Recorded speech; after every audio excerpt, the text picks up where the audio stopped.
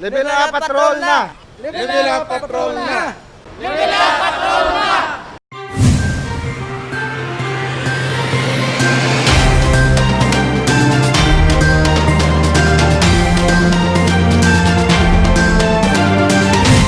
Profesor ang naggamit sang iya nga quarantine period agod nga makahimo sang artwork. Kag isa sa mga obra maestra, si Mayor Jerry Treñas ang inspirasyon.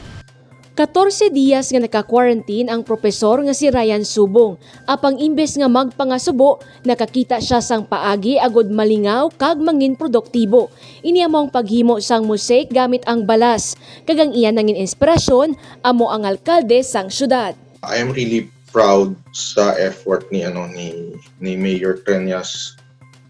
Makita ko man sa social media that he is a very active gidyan na social servant, and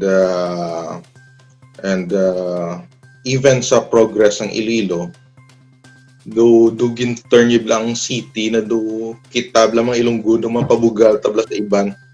And amo na biskan iban gani na kay because ako nag-eskwela ako sa Manila because nagka-doctoral ko dito.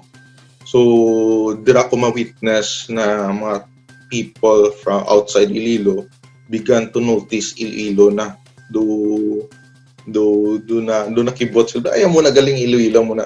And that's because sa effort sa aton mayor, which I am really very proud of. Masobra isa ka simana kagiya natapos ang sand mosaic sang alkalde na narisari nga klase sang balas ang iyaging gamit. Una anay niya nga gintun-an kag gin-eksperimentuhan antes nagsugod sa paghimo sini. Magluwas sa alkalde, may iban pa nga modelo si Ryan sa iya mga artwork. Para sa iya, isa ini ka paagi agod mangin mapuslanon ang oras ilabi na sa mga naka-quarantine pareho niya. Do ka therapeutic siya bala. Kaya do once do makasugod ka na ang focus mo do dira na lang gid bla do dugwa siya do meditation na bla para sa akon. And hindi mo manutaran dugay sige ubra mo aga pag dugay hapon nagali dugay gabi nagali. So kadasig siya bala magpalipas ang tiyempo. And sa ako nakabulig sa amo na na quarantine there. We use this time siguro na try to do something new and maybe productive although do threat ni siya sa aton, why not turn it into an opportunity. Gindayaw naman sang alkalde ang hinimuan ni Ryan. Nagpasalamat gid ako kita ako to kagapon and kambal ako nga ginadayaw ko gid ang iyang talento. And gapasalamat gid ko nga ako ginubraya iyang inspiration sa pag-obra katahom sang iyang ginobra, and I hope that I will be given a chance nga makakita gid sina personal.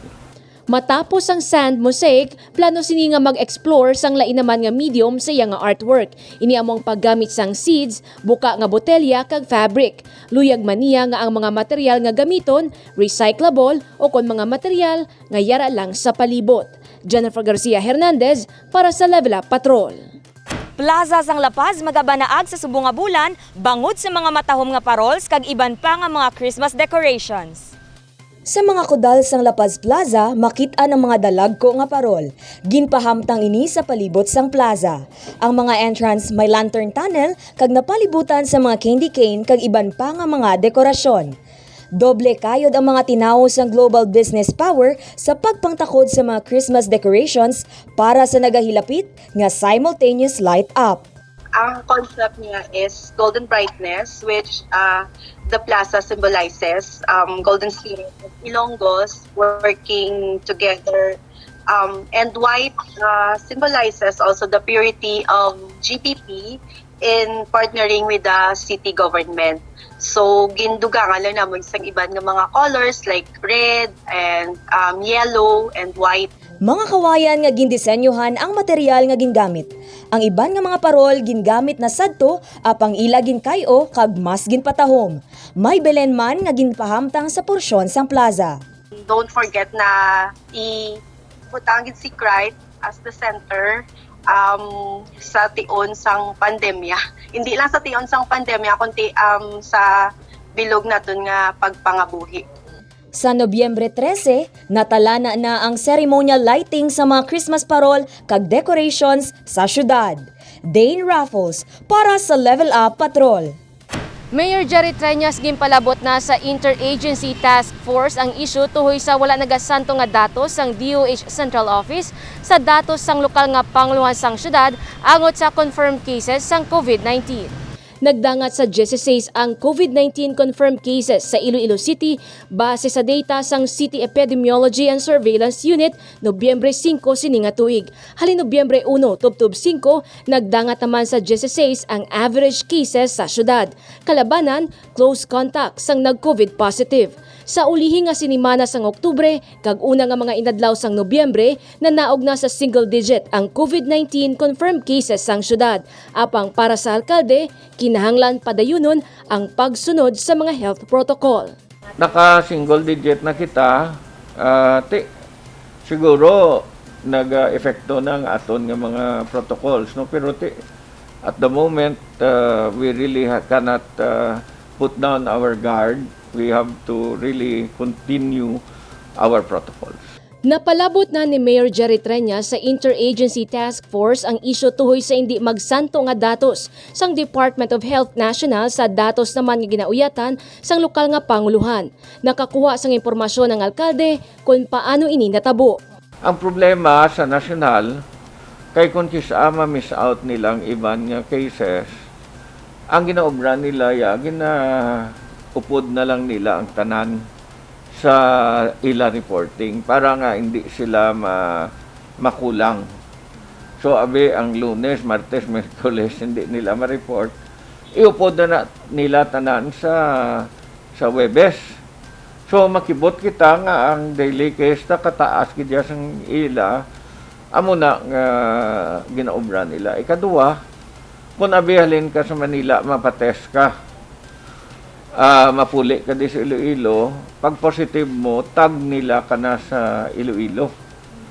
So, pero dito kayo sa Manila, dapat hindi pa na sa aton diri kaya dito kayo mo yan ng positive. No? Kung datos sang lokal nga panguluhan kag DOH Regional Office ang lantawon, halos magkapareho lang ini. Gani nagapati ang alkalde sa DOH Central Office lang ang may tuhay nga datos. Kahapon, pila sa mga tiglawasang DOH ang nakigsapol sa lokal nga panguluhan. Ang akon nga ginapangabay kita ni sa DOH, antes ka mo mag-umbra sang report, i-check nyo na yung data nyo because ang kakatabo, apektado ang pumuluyo ta diri sa syudad. Ang aton nga mga protocols gina-strengthen ta base man sa mga data nga ginapagawa nyo. So palihog lang i-ariglahan nyo anay data nyo. Samtang, nagpatigayon naman sang survey ang syudad sa 200 ka mga respondents gikan sa tanan nga distrito. Iniagod hibaloon kung ano ang nabalaan sang komunidad tuhoy sa virus kag agod mapangitaan sang solusyon. Jennifer Garcia Hernandez para sa Level Up Patrol. Nagkalain-lain nga sektor naghatag sang rekomendasyon kung paano plastaron ang Comprehensive Land Use Plan sang Iloilo City para sa masunod nga napulo ka tuig. Ang Iloilo River Esplanade, bike lane kag mga business districts sa Iloilo City. Ini ang handom lang sang una, apang subong, gina-enjoy na sang tanan. Subong nga tuig magatapos na ang Comprehensive Land Use Plan, gani kinahanglan na makahimo sang plano ang lokal nga panguluhan para naman sa masunod nga napulo ka tuig. Kada semana, updated ang alkalde sa ginahimo nga plano. What this is simply a parang direction, development, trust, pero in a form of a space.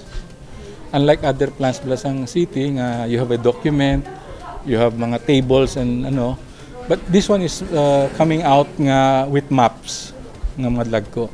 And maps that will show you din ang magiging future nga areas where atong mga expansion ni Mayor sang iya nga health facilities, education facilities, where the new roads will be, din ang extent sang esplanade.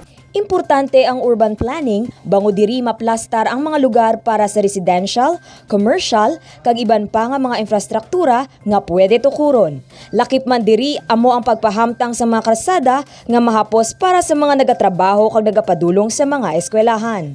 Diri makikita ninyo nga we will still hold on sa development concept nga multi-node, multi-centered tawag namon sina nga waterfront-oriented development. Ang butsilingon sina ng multi-node inabalang gin-consider ta ang existing mga districts as satellites of the city, no?